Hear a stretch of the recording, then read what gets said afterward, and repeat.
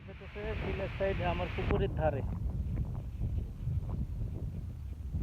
এই ছোট ছোট মাছগুলোকে ধরে ফেলতেছে।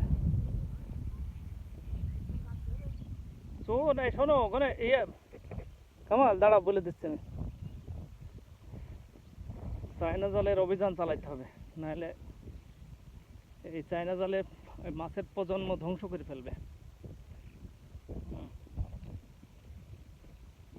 অল্প একটু পানিতেই এরা চায়না জাল পেতে অবৈধ চায়না জাল মাছের বংশ নির্মূল করে দিচ্ছে।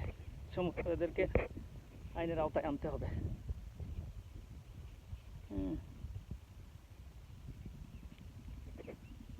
কলা গাছগুলো